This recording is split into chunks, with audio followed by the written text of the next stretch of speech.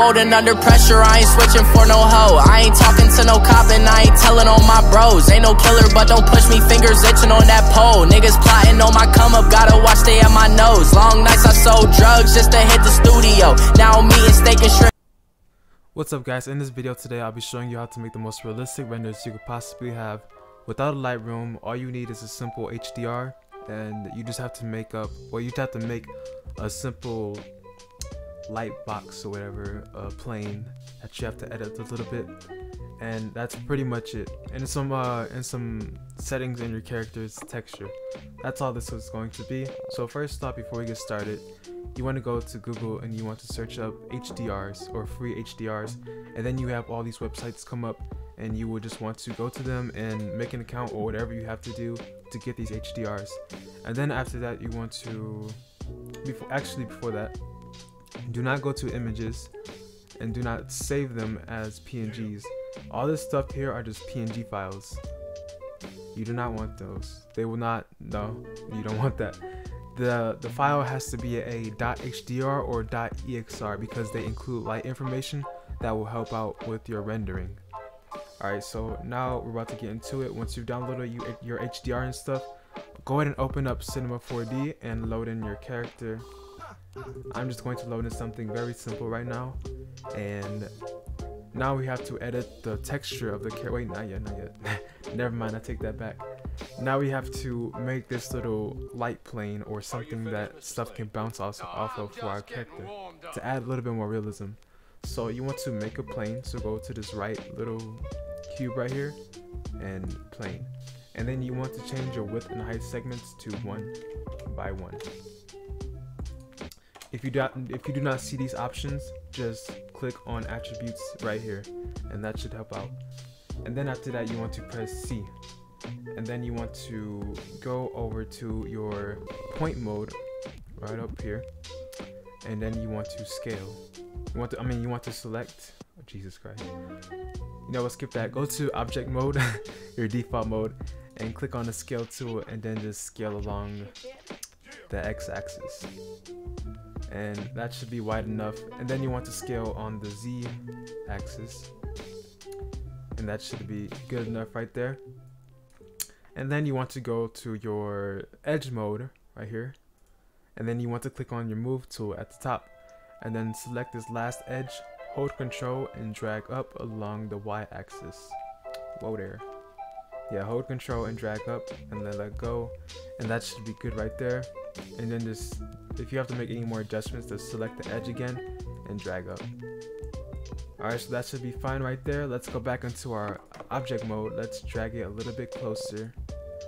Let's select the front little edge segment, go back into edge mode, select that, and then drag it back, and that should be good right there. Alright, so now we have to select our plane, our middle edge. We have to right click and we have to look for bevel. I said bevel. And then just click and drag, and something like that is good enough. You want to make sure your subdivisions are like above 10.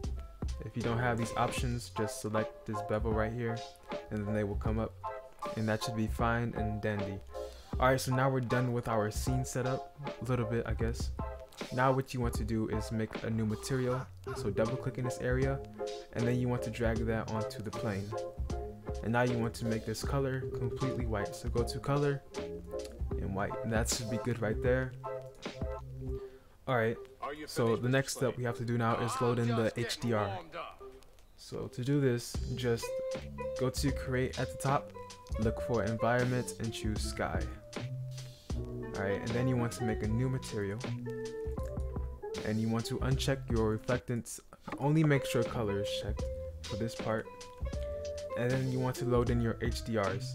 So for me, I have all these HDRs right here. I'm going to, let's see, I'm just going to load in something random. You will definitely not have the same ones as I have, but this is a lot of trial and error. You want to test out as many HDRs as you want to get a good result. Not every single one is going to fit the same character, so you just have to keep experimenting. Alright, so let's see. I'm just going to look around right now, and if I can find some, I can find some. Let me see.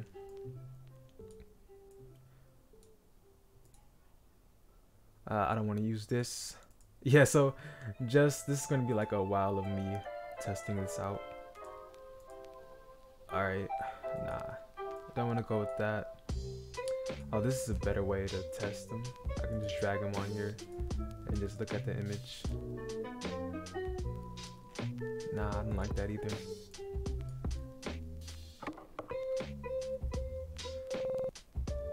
What the heck? Alright. Alright, I think I'm gonna just go with this. Alright, so once that's done, you want to drag this material that you've just made and drag it on your sky. And then if it's blurry, don't worry about it. But if it bothers you, just click on your material, go to editor, and go to no scaling. And that should be fine and dandy right there. Now you want to go to your settings at the top, and you want to go to effect and choose ambient occlusion and global illumination.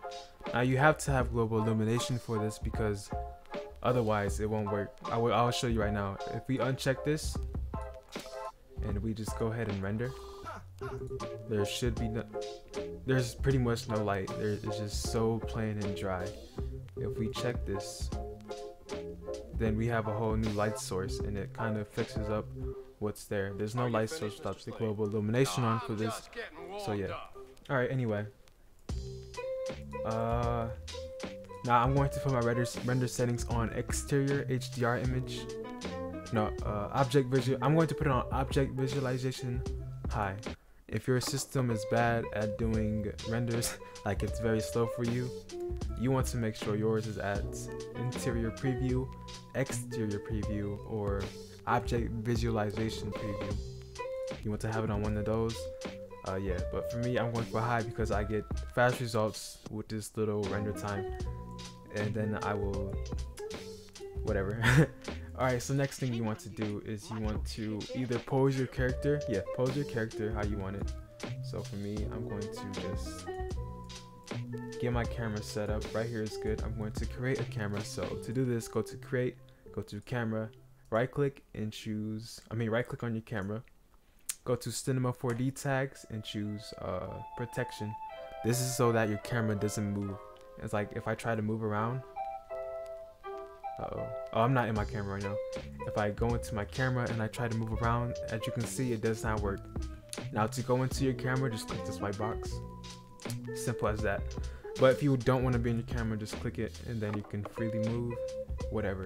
If you want to move your camera, delete this protection tag by clicking on it and deleting it. Simple as that. Alright, so now what we want to do is we want to pose our character. I already said this. I'm repeating myself. Anyway, I'm just going to start posing now, so just watch, I guess.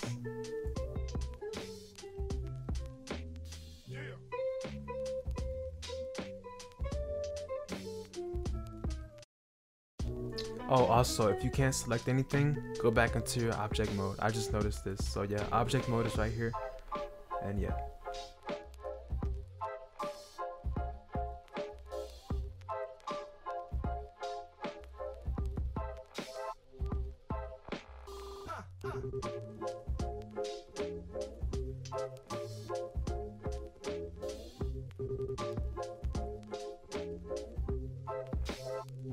Jesus Christ. Alright, now we want to do is we want to select our plane.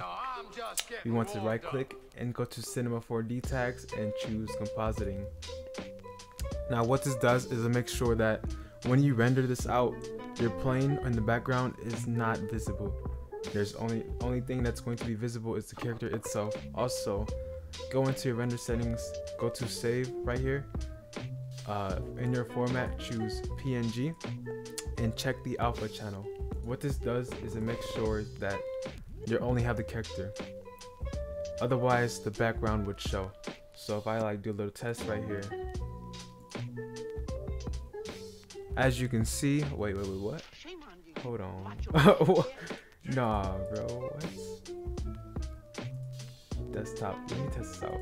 There's no way that should happen. Oh, alright. So yeah, it does without the background. Oh, right. Okay. Never mind. So if that annoys you like it did me, even though it's not going to show on the render, go to your sky and double click on that red arrow. I mean, double click on that dot and make sure it's red. Alright, anyway, let me pick his arm up again. Also, you can do this to the plane too, since like we're not doing anything else. The plane is just there for light to bounce. Now what we have to do is edit our character's texture. Now this is where everything shines. We have the base down. Now we need to lay down the rest. Alright, so let me just make mine visible. So first off, you want to do a lot of test renders with this too. So I'm going to be back and forth with my render settings and stuff. You want to go to your color channel and you want to copy this texture. So go to this arrow, right click, normal click, left click, and choose copy shader. For me, it's going to say shader. But if you have like R17 or below, it should say copy image. Same thing. Go to your bump right here and then click on the arrow again and choose paste. Click on the arrow again and choose filter. You want to click on this filter and you want to bring your saturation and stuff down to -100. I was about to say 0. And then you want to copy this again. So copy image or copy shader or copy layer, copy channel, and copy everything. And you want to go to reflectance and then you want to add a reflection legacy layer. And then you want to go to your attenuation and make it additive. You want to go to your roughness and you want to paste this shader and you want to bring that roughness up. Now if it doesn't look like this, don't worry, you probably just don't have R19. R19 gives us this like cool little, it's not even cool, bro, it's ugly. So ugly, and ugly Roblox character, ugly Legos. And then anyway, back to it. Go to your reflection strength and click on this texture again and choose paste shader. And then that's how we get that going. Now we want to lower this reflection strength. Also, it's dependent on the clothing you have. Sometimes your reflection needs to be high, sometimes it needs to be in the middle, sometimes it needs to be very low. In your roughness, sometimes it needs to be high, sometimes it needs to be middle or very low. Also, sometimes you may even need to go into your roughness layer. Wait, what? Bro, I did it wrong. If it says color right here, go back to your bump channel and copy the shader. I don't know how I did that wrong. Right click and paste again. And then paste again. Alright, so that worked for me. Anyway, like I was saying, sometimes you need to go into your filter and you need to go into your enable clipping and just reverse these. Sometimes, not all the time. Anyway, to go back, just click on this arrow right here to go back up, and then that should be fine right there. Now your head will be very shiny, so to fix this, create a new material. No, actually delete that. Click on your first material, hold control and drag it, and then you want to apply that to the head. And now you want, who is called?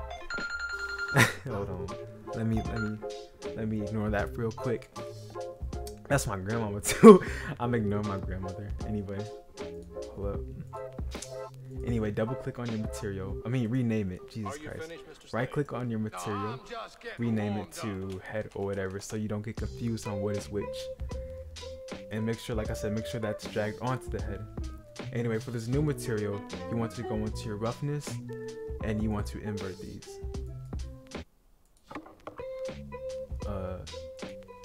Let me test this out real quick.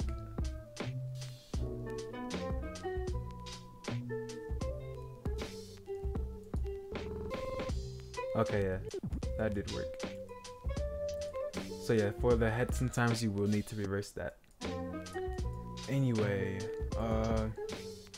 and that's it for our, no, that's not it.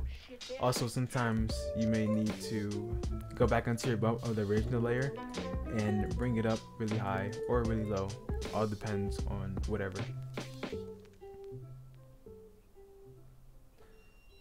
So as you can see, that is clearly too glossy. Okay. Now to fix this, go back into your roughness, increase it, but bring down your reflection strength. and then we can render again to give it another test. And that right there is perfect. Alright. The next thing you may want to do, I'm gonna increase it a little bit, give it another test render. Hopefully this is fine right here. Yo. Alright. Put it at 15. Alright, anyway. Now what we want to do is alright, now what we want to do is oh yeah, I was making a video. Alright, anyway, so that's pretty much it right there. Also, something you may also want to do, I just said also twice, that's 3 times, Jesus Christ. Bad tutorial skills. Anyway, what you may also want to do, I just said it again, click on your sky and uncheck that red box, and you can also rotate it around to give yourself different perspectives of light and see which one really fits. Sometimes it may look better upside down or sideways, etc. I mean, it's really up to your taste. But that, ladies and gentlemen, is how you achieve realistic character renders in Cinema 4D. I'm gonna just give this a last little test, and I'm gonna see what it's like. Well, I already know what it's like from the test renders, but yeah. Alright, that's it for this tutorial. Make sure you like and subscribe. Eat your veggies. And I'm out. Peace.